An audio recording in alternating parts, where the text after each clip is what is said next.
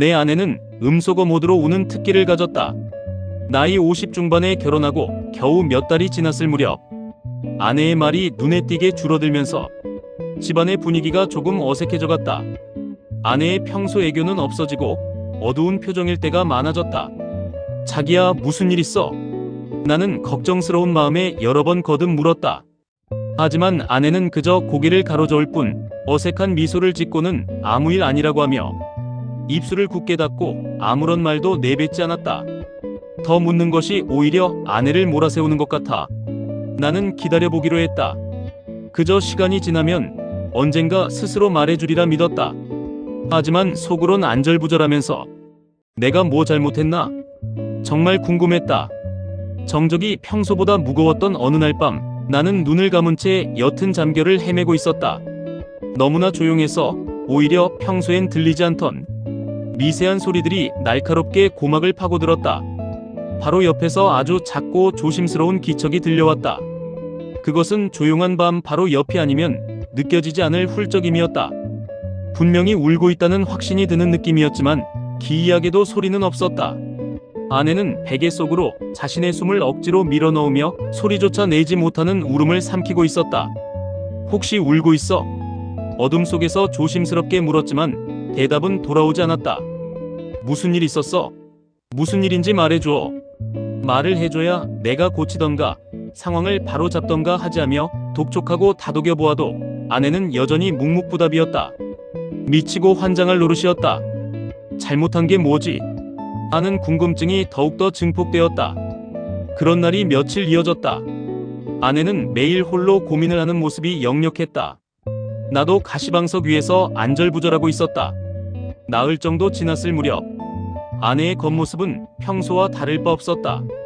그녀는 정성껏 밥을 지었고 설거지를 했으며 저녁이면 내 옆에 앉아 TV를 보았다.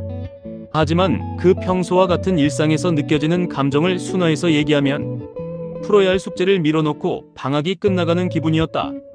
TV 화면 속에서는 코미디언들이 우스꽝스러운 몸짓으로 사람들을 웃기고 있었지만 아내의 얼굴에는 웃음기가 전혀 없었다. 리모컨을 쥔 그녀의 손가락은 방황하고 있었다. 평소 즐겨보던 채널도 무심히 지나쳐가고 있었다. 나는 지금이 말을 걸 때가 아니라 조금 더 기다려야 한다는 것을 느꼈다. 그렇게 몇 분이 지났을 무렵 아내가 갑자기 리모컨을 내려놓았다. 왔구나, 왔어 하는 감탄사가 나올 뻔했다. 그리고는 내 곁으로 아주 조금씩 바짝 다가와 앉았다. 공포물의 한 장면이 떠올라 머릿속이 아찔한 순간 아내가 자신의 옷깃을 만지작거리고 손가락을 까딱거리며 주저하는 모습이 보였다. 이제 아내가 밀어놓은 방학 숙제를 내어놓을 시간이 되었음을 직감했다. 나도 조금, 아니 많이 떨렸다. 심장이 요동쳤다. 쿵, 쿵, 쿵쿵. 나는 목소리의 떨림을 제어하려 목소리를 최대한 깔고 얘기했다. 자, 자기야, 이제 얘기 좀 해줘. 도대체 무슨 일인지. 그러나 허사였다. 말을 버벅거렸다. 내 말이 끝나기가 무섭게 아내의 둑이 터져버렸다.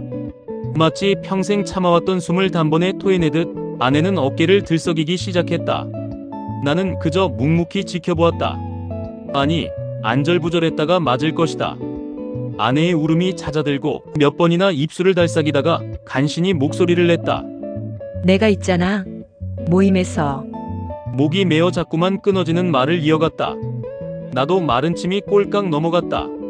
지인들과의 모임에서 경제권 이야기가 나왔다고 했다. 아내가 답변하길 남편이 돈을 더 많이 벌고 가장이니까 남편이 관리한다고 대답했을 뿐인데 사람들의 반응은 차가웠다. 지인들이 그러는 거야. 그건 아니라고. 그러면 안 된다고. 그 말이 아내의 귓가를 떠나지 않고 맴돌았던 모양이다. 아내는 남들에게 보이지 않으려 혼자 화장실에 가서 울었다고 고백했다. 나에게 이 이야기를 하면 내가 불편해할까봐 혹은 우리 사이가 어색해질까봐 혼자서만 사귀고 있었던 것이다. 하지만 집에서도 내 눈을 피해 화장실에서 혹은 잠든 척하며 베개에 얼굴을 묻고 울어야만 했다. 경제권 얘기가 나오면 나만 자꾸 초라해지는 것 같아. 아내는 다시 한참을 소리내어 울었다.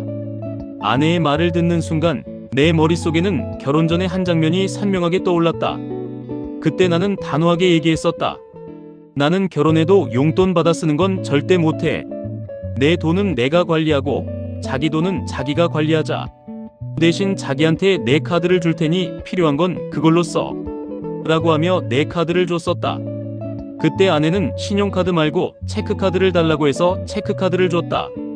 그때의 내 단호함이, 그리고 내가 정의했던 그 효율적인 방식이 아내에게는 소리 없는 통증으로 다가온 상황이었다. 나는 고개를 숙이고 있는 아내를 향해 조심스럽게 입을 열었다. 자, 자기야. 지인들의 삶은 그들의 것이고 우리는 우리만의 방식이 있는 거야. 나는 아직 떨고 있었다. 아내가 천천히 고개를 들었다. 순간 나의 떨림이 멈췄다. 내 심장에서 덜컥하는 소리가 들리는 듯 했다. 나는 내 생각을 굽히지는 않았지만 아내의 불안을 잠재울 새로운 약속을 덧붙였다. 앞으로는 돈을 쓰는 모든 일에 대해 자기에게 먼저 말하고 상의할게. 꼭 허락받고 쓸게. 나는 내가 도박을 하거나 딴짓을 할 사람이 아니라는 것을 다시 한번 강조하며 아내가 신뢰를 가질 수 있도록 최대한 다독였다. 아니, 길을 썼다가 정확한 표현 같다. 사실 지금도 나 혼자 근처 시장에 가서 식재료를 사오고 저녁에 무슨 국을 끓일지 무슨 반찬을 만들지를 대부분 내가 결정하고 행동했고 공과금 관리도 모두 내가 하고 있었다. 아내는 일상생활의 잡다한 일을 나에게 맡겼고 아내는 본인의 신용카드 만드는 것도 꺼리는 성격이었다. 나는 기존의 방식을 유지하되 그 과정에서 아내가 소외감을 느끼지 않도록 상의와 허락이라는 절차를 약속했다. 그리고 통장에 돈이 얼마 남아 있는지와 다달이 카드값이 얼마 빠져나가는지 알려주겠다고 했다. 앞으로는 뭐든 자기 허락부터 받을게. 그러니까 이제 그만 울고 나 좀 믿어줘. 아내는 한참 동안 침묵하다가 아주 작게 고개를 끄덕였다. 그제야 내 심장이 다시 뛰기 시작했다.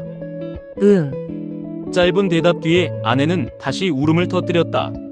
하지만 이번 울음은 아까와는 조금 달랐다.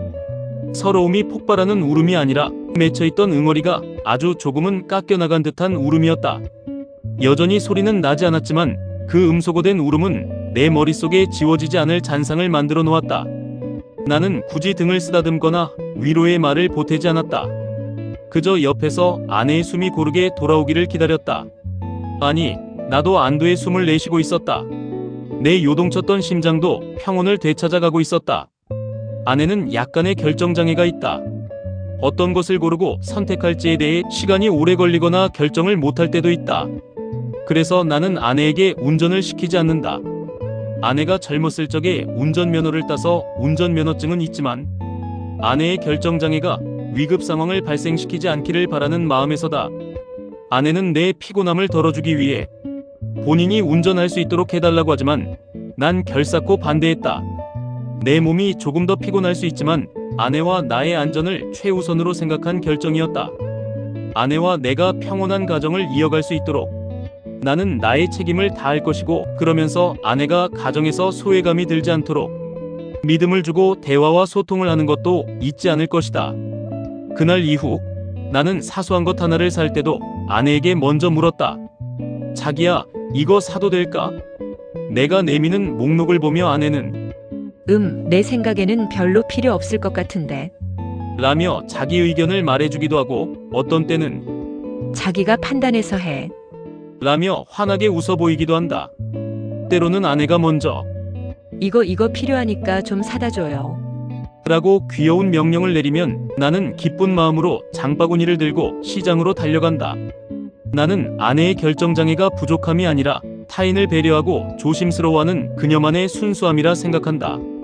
내가 운전대를 잡고 인생의 방향을 결정하는 책임을 맡았다면 아내는 내가 지치지 않게 곁을 지켜주는 온기를 맡은 셈이다. 우리 부부는 서로의 빈틈을 메우는 퍼즐처럼 각자가 가장 잘할 수 있는 방식으로 서로를 지탱해 나가길 희망한다. 아마 우리는 앞으로도 완벽하게 매끄럽지는 않겠지만 우리만의 박자로 어설프고 불완전한 균형을 맞추며 살아갈 것이다. 때때로 아내는 여전히 소리 없는 울음을 삼킬지도 모른다. 하지만 나는 그 울음의 기척이 들릴 때마다 나는 기꺼이 아내가 다시 평온하게 숨 쉴 수 있을 때까지 곁을 지킬 것이다. 부부가 똑같은 모양으로 걷는 것이 아니라 서로의 보폭에 맞춰 나란히 걷는 것. 쉰 중반의 늦깎이 사랑이 내게 가르쳐준 진짜 가정의 평온함은 바로 그런 것이라 생각한다.